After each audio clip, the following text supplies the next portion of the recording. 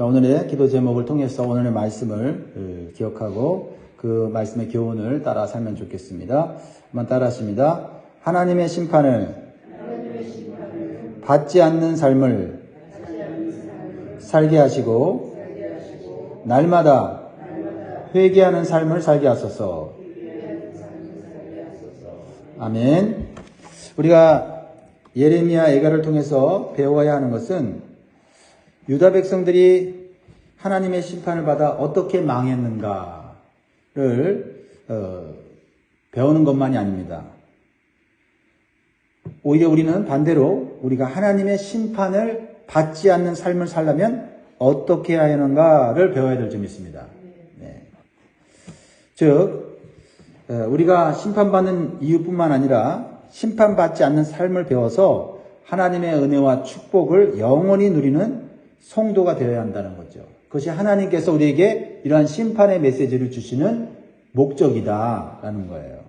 그래서 우리는 이런 심판의 메시지를 들을 때 나하고는 상관없어. 내가 이렇게까지 큰 죄를 짓고 있지 않지 하는 아니란 태도가 아니라 나도 이런 죄를 짓고 있고 이런 죄를 지을 수도 있다라고 하는 경각심을 갖는 것이 결국 이 하나님의 경고의 메시지를 올바로 받는 자세다라는 것입니다. 자, 오늘 본문 유다 백성들이 죄악 때문에 비참하게 멸망당했는데 그 멸망당하기 첫 번째 이유가 뭐냐? 그것은 지도자들의 죄악 때문이다라는 거죠. 첫 번째 이유가 지도자들이다. 그만큼 지도자들은 책임이 크다라는 걸 보여주고 있어요.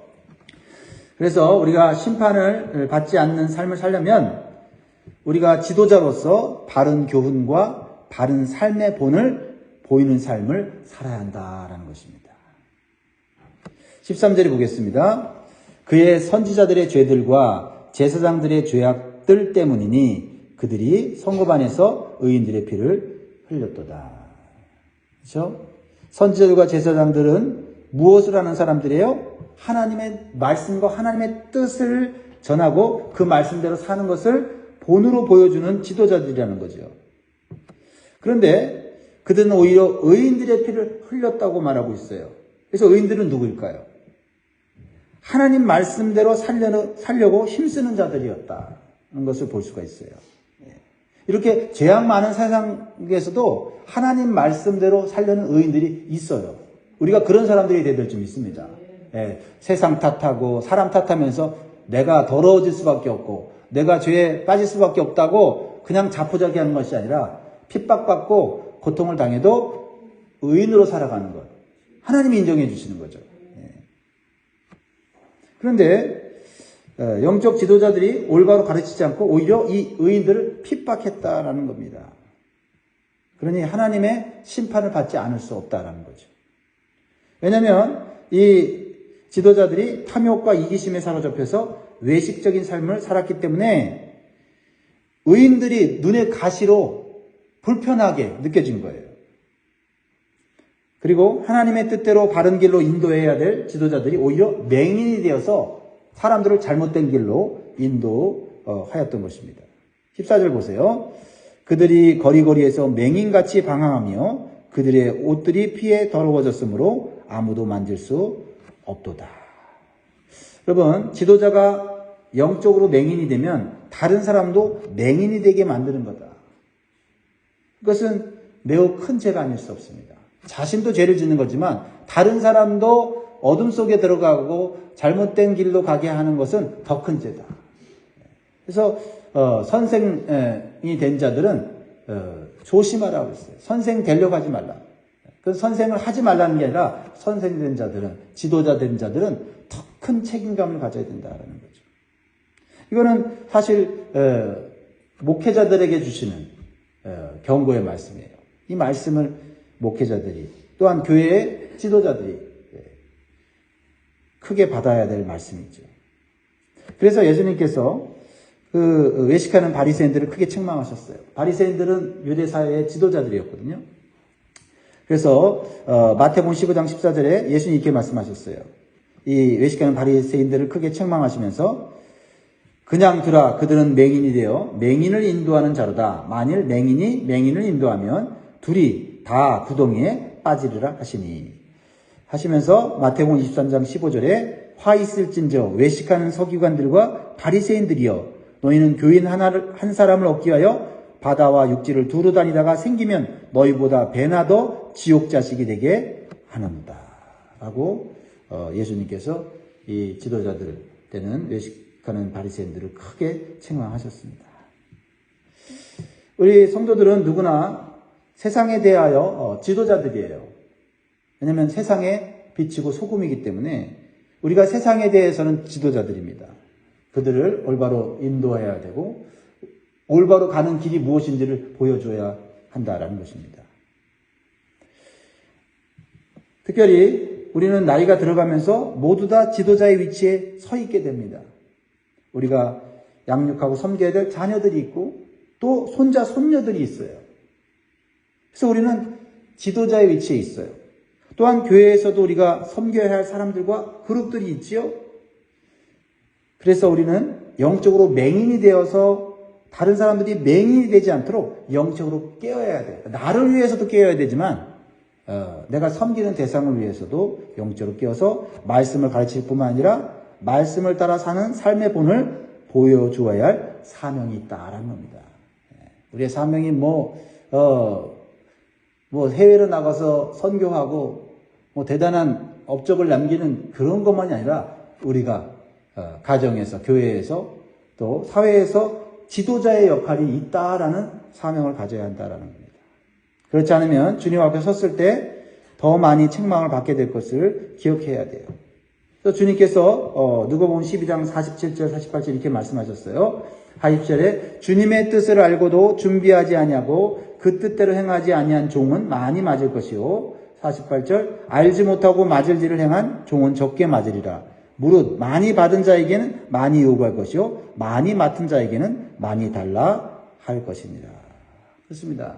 주님께서 우리를 충성되게 여겨 많은 것을 맡기셨어요. 어떤 사람은 또 적게 맡기셨죠. 그러니까 적게 맡긴 사람들은 잘못하면 적게 맡고 많이 맡김을 받은 사람은 잘못하면 많이 맡는 거예요. 그런데 누가 제일 많이 맡겼어요? 네, 저죠. 여러분들이 우리가 이 세상에 사는 동안 구원 받았어요. 구원 받았지만 이 땅에서 사는 이유는 주님이 맡겨주신 일이 있기 때문이고 그 맡겨지는 일을 우리가 잘 감당하면 그건 복이 되고 상급이 되고 칭찬이 돼요. 근데 그것을 내 정욕과 이기심을 위해서 사용한다면 오히려 그것은 주님께 더 매를 많이 맡게 된다는 거예요. 그리고 우리는 외식하는 바리새인들과는 반대의 삶을 살아야 할 것입니다. 그렇죠? 주님께서 맡겨주신 것이 중하고 많을수록 더욱 주님의 뜻을 따르고 본을 보이는 삶에 집중할 때 주님의 칭찬과 상급과 영광을 받게 될 것입니다. 두 번째로 유다 백성들이 하나님의 심판을 받는 이유는 하나님보다 세상의 도움을 더욱 의지했기 때문이에요. 하나님보다 세상의 도움을 의지했기 때문에. 우리가 하나님 믿기 전에는 세상의 도움을 의지하는 게 당연해요. 하나님이 또 그거를 그렇게 책망하지 않으세요. 근데 하나님을 믿은 사람들이 세상을 의지하고 세상의 도움을 구할 때는 이것은 하나님께서 징계하실 수밖에 없어요. 하나님이 얼마나 좋으신 분임을 이미 알았는데도 불구하고 세상을 의지하고 세상의 도움을 요구한다는 것은 그것은 하나님을 무시하고 모욕하는 거예요. 자, 17절 보세요. 우리가 헛되이 도움을 바람으로 우리의 눈이 상하며 우리를 구원하지 못할 나라를 바라보았도다. 예루살렘 성이 어이없이 멸망당한 것은 그들이 하나님 대신에 구원하지 못할 세상 나라를 의지했기 때문이에요. 그들이 눈이 상할 정도로 세상 나라의 애굽을 바라보았다는 거예요. 눈이 상할 정도로. 사실 우리가 요즘 뭐 때문에 눈이 상합니까?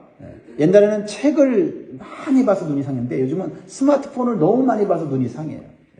그러니까 우리가 진짜 눈이 상하도록 바라봐야 됩니다. 다윗은요, 예루살렘 성전, 즉 하나님의 임재하시는 그 예배를 바라보느라고 눈이 상했어요. 바라보느라고. 우리가 정말 눈이 상해야 될 대상이 무언가 오늘 이 말씀을 통해서 적용해 보면 좋겠어요. 유다는요, 애국과 동맹을 믿고 바벨론의 침공에 대항하였습니다. 그러나 막상 예루살렘이 바벨론 나라에 포위당하자 유다를 돕기 위해서 출전했던 애국 군대들이 다시 회군했어요. 도망간 거죠. 그러니까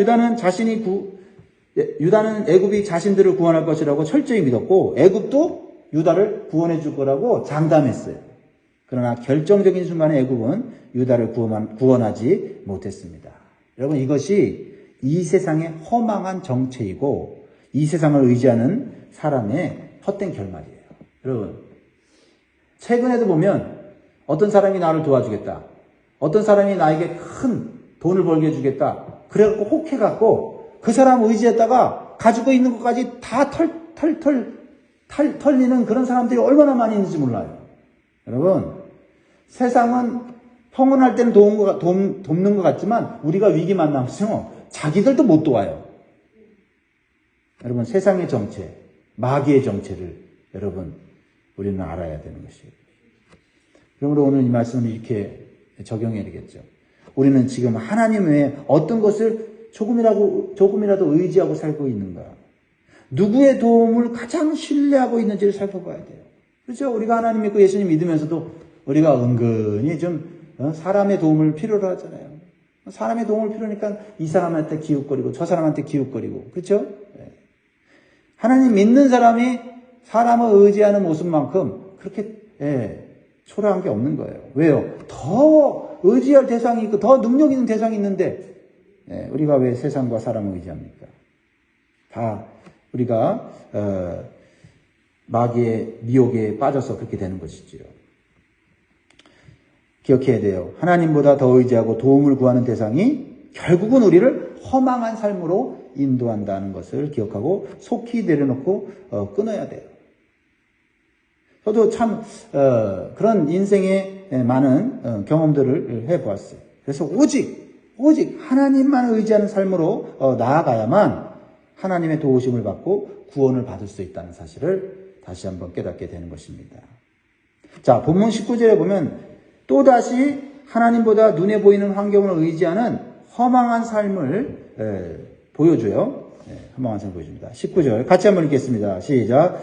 우리를 뒤쫓는 자들이 하늘의 독수리들보다 빠르며 산꼭대 끝까지도 뒤쫓으며 광야에서도 우리를 잡으려고 매복하였도다. 우리를 뒤쫓는 자들은 누구를 의미합니까? 하나님께서 징계의 매로 사용하시는 바벨론 군대를 말하는 거예요. 근데 그들이 하늘의 독수리로 비유하고 있어요. 여러분, 독수리에 대해서 좀 아시죠? 독수리만큼 빠른 새는 없어요. 그리고 독수리만큼 시력이 좋은 새도 없어요. 그래서 높은 곳에서도 아주 작은 먹잇감을 다 찾아내요. 그리고 발견한 먹잇감을 놓치는 일이 없습니다. 그래서 바벨론 군대를 하늘의 독수리에 비유한 것은 유다 백성들이 거주하는 예루살렘 성의 견고함과 높은 위치를 자랑하고 의지하는 것이 부질없다는 것을 깨닫기 위해요. 사실 이 유다 백성들이 자랑했던 것이 예루살렘 성전, 그 다음에 예루살렘 성이 있는 높은 지대를 자랑했어요. 사실 하나님을 의지해야 되는데 하나님보다는 성전을 의지했고요. 근데 그걸 하나님을 의지한다고 생각했어요. 또 높은 그런 지대에 있는 이 예루살렘 성을 의지했어요. 그러면서 하나님이 지켜주겠지, 이렇게 착각한 거예요. 그런데 하늘의 독수리가 볼 때는 아무것도 아닌 거예요. 높아봐야 아무것도 아닌 겁니다. 이것은 무엇을 의미해요? 이 독수리보다 더 높은 곳에 계신 하나님이 내려다 보실 때는 우리 인간이 자랑하고 인간이 높다고 생각하고 인간이 가진 것이 많다고 그러고 인간이 안전하다고 하는 모든 환경들이 하나님 볼 때는 그건 아무것도 아닌 거예요. 그래서 하늘에서 내려다보시는 하나님께서 회개치 않는 죄를 심판하실 때는요, 사람이 그 죄를 결코 숨길 수도 없고 피하여 도망갈 수 없다는 것을 보여주는 거예요. 그러면 사람이 하나님의 심판을 벗어나는 길은 뭐예요? 죄를 숨기고 가리는 게 아니에요. 자기의 죄를 속히 인정하고 속히 회개하는 길밖에 없는 겁니다. 죄를 합리화하고 가리우려고 할수록 그 죄는 점점 커지고 그 죄로 인해서 더 큰 고통과 불행을 겪게 되는 것입니다. 그래서 우리는 날마다 세상과 환경을 의지하는 죄를 발견해야 되고요. 예수 그리스도의 보혈을 의지해서 정결한 삶을 살아가야 돼요. 그래서 우리는 자꾸 낮아져야 돼요. 겸손해져야 돼요. 높은 곳에 있으면 자꾸 우리가 죄를 짓게 돼요. 또 환경을 의지하게 되고 우리가 가진 것을 의지하게 되는 것입니다. 세 번째로 우리에게 주시는 교훈은 하나님의 심판은 형제를 돕지 않고 미워하는 자에게 임한다는 것입니다.